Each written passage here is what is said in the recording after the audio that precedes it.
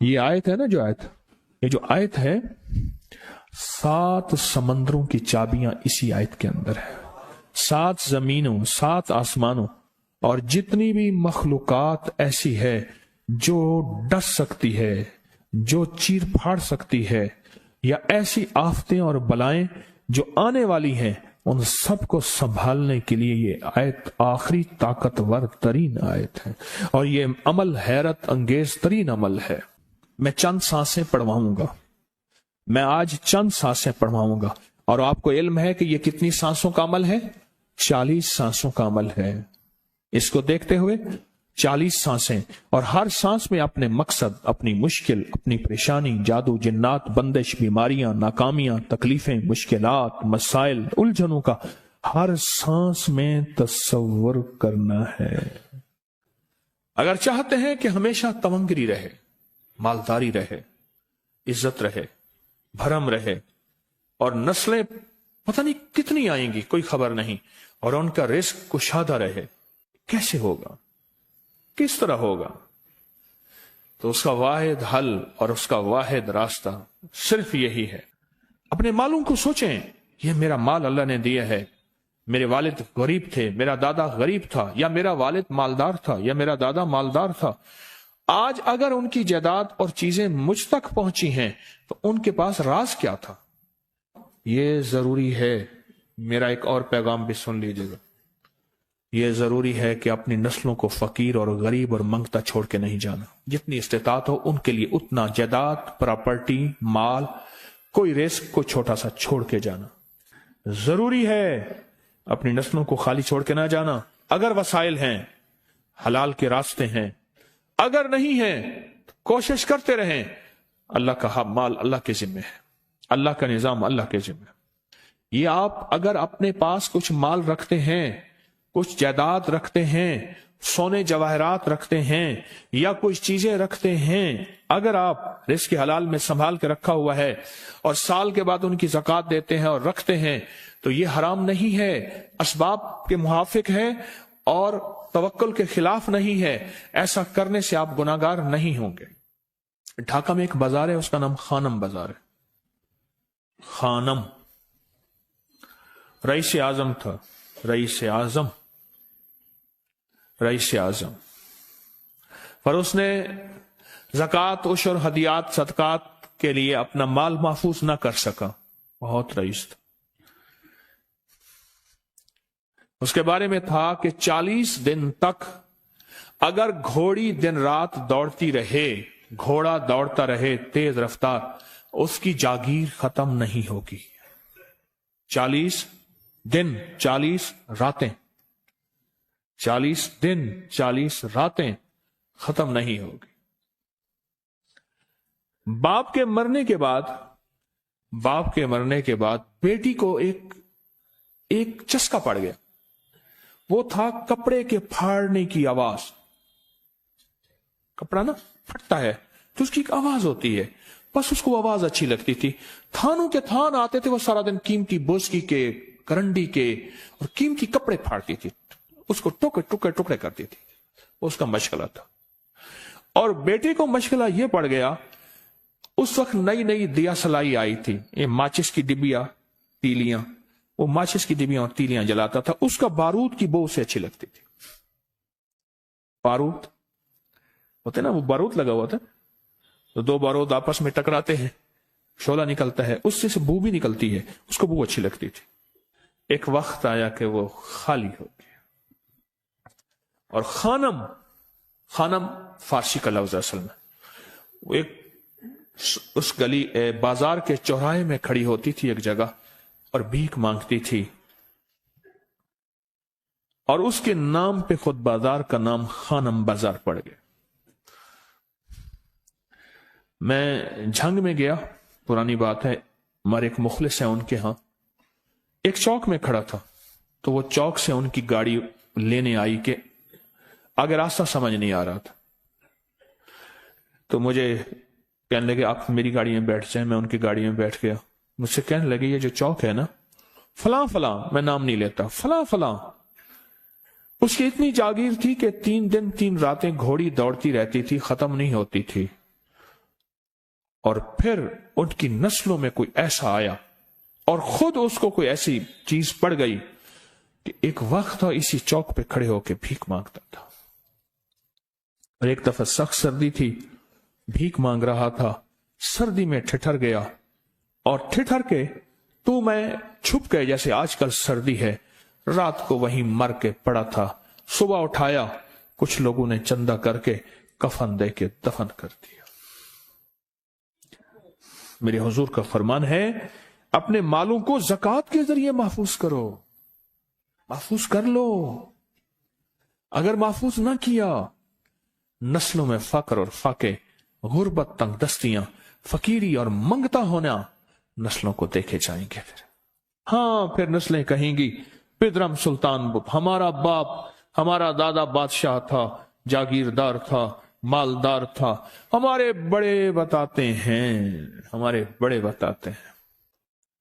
زندگی بھر کے لیے فقر، فاقہ، غربت اور تنگ دستی سے بچے رہیں. غیب سے اللہ کا نظام ایسا چلے گا، ایسا چلے گا، ایسا چلے گا. اللہ سارے بھوکے ہوں گے، سارے پیاسے ہوں گے، سارے فقیر ہوں گے، سارے منگتے ہوں گے. اللہ تجھے کھلائے گا بھی صحیح، پلائے گا بھی صحیح، سلائے گا بھی صحیح. عزت کے تکیے، عزت کے لقمے، عزت کے جام، عزت کے جام. مالک بن دینار رحمت اللہ علیہ کے پاس ایک بندہ ہدیہ لے کے آیا. اللہ کے ولی تھے.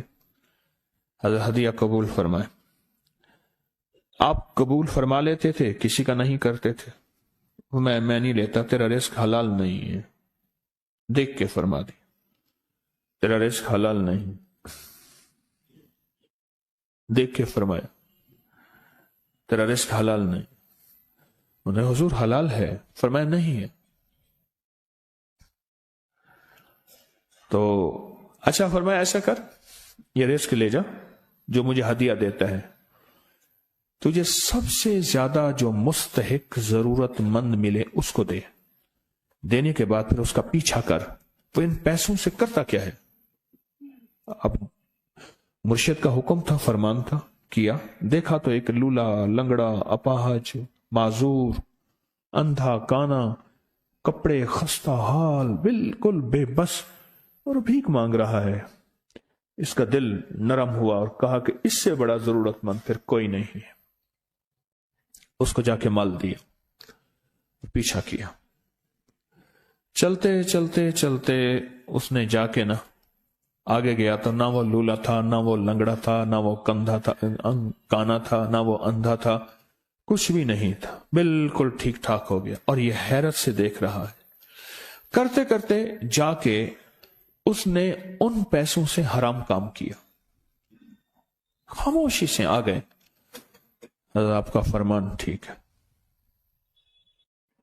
میں اب یہ میرے پیسے لے. یہ جا کے نا کسی ایسے بندے کو دے جو تجھے سب سے زیادہ مالدار نظر آتا ہو، خوشحال نظر آتا ہو، بہترین نظر آتا ہو. اب پیسے لے لیے. اب دیکھا تو ایک صاحب ہیں، بڑے قیمتی گھوڑے پہ، لاجواب پوشاک ہے اور بہت اچھی حالت ہے ان کی، بہت اچھی حالت. سوچا کہ حضرت نے فرمایا تھا کہ سب سے زیادہ خوشحال کو دینا. اس کو جا کے پیسے دیے، اس نے لے لیے. اب اس کا پیچھا کیا.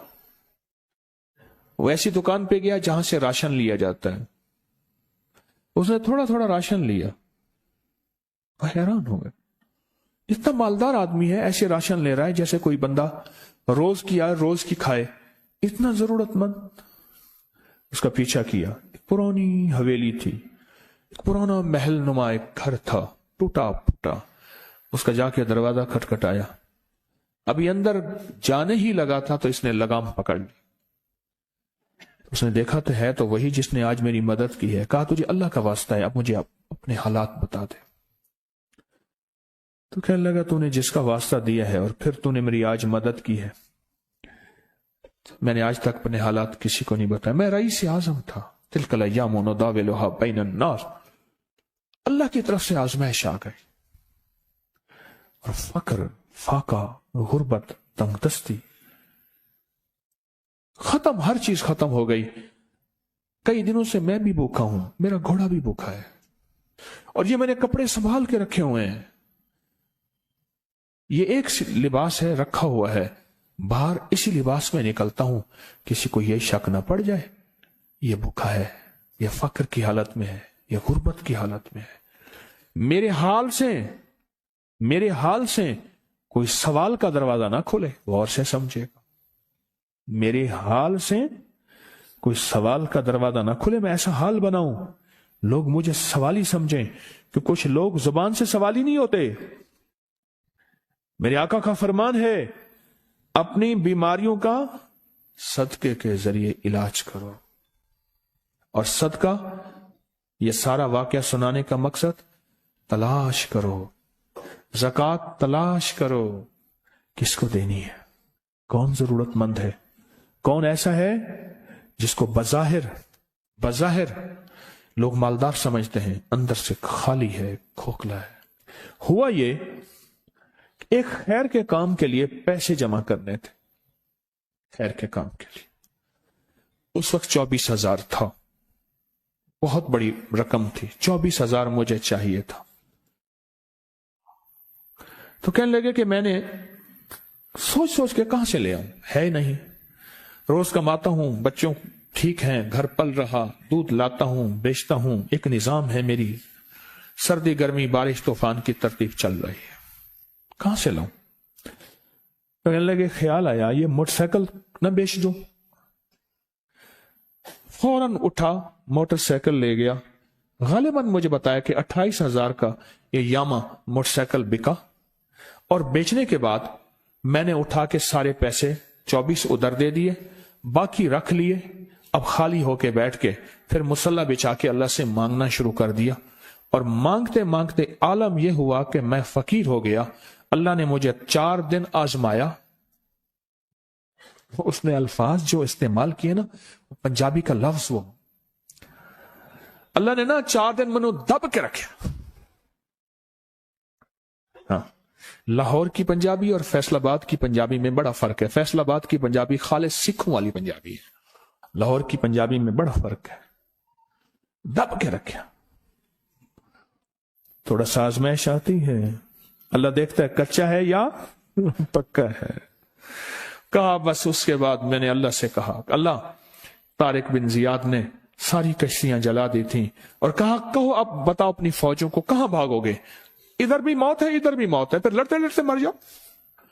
पीछे समंदर की मौत, ठीक, और आगे दुश्मन की मौत है, कश्तियां सारी आग लगवा दी। अब करो, बोलो क्या करोगे, बोलो क्या करोगे। अल्लाह ने सारा निजाम फतह दे दी, कामयाबी दे दी, और कहा फिर अल्लाह ने मेरे लिए जो दरवाजे रिस्क के खोले हैं, अब मुझे कोई भी चीज जरूरत होती है, मैं घर की चीज बेच देता हूं, और बेच के अल्लाह के खजानों में देता हूं बगैर सवाल के। उसके अल्फाज हैं, क्या अल्फाज है, बगैर सवाल के अल्लाह मुझ पे रिस्क के दरवाजे खोल देता है, अल्लाह मेरी जरूरतें पूरी कर देता है, अल्लाह ने मुझे खुशहाली दी है। और मुझे कहने लगे, सारे गुर मुझे हाजी साहब ने बताए थे, अल्लाह से लेने के सारे गुर ये मुझे हाजी साहब ने बताए थे। तो आपको एक लफ्ज कह रहा हूं, जिसको भी देखेंगे कि उसकी नस्ल दर नस्ल, दसर दर नस्ल रिस्क के दरवाजे हैं, तो वो खुलेंगे सिर्फ देने के नाम पे, सवाल के दरवाजे खोलने के नाम पे, सवाल के दरवाजे खोलने के नाम पे कभी नहीं खुलेंगे। वरना रिस्क आजकल के मॉडर्न जुए में चला जाएगा। आजकल के मॉडर्न जुए आए हुए हैं। अपने रिस्क को मेरे आका का फरमान है, और बीमारियों का इलाज सदकों से करें।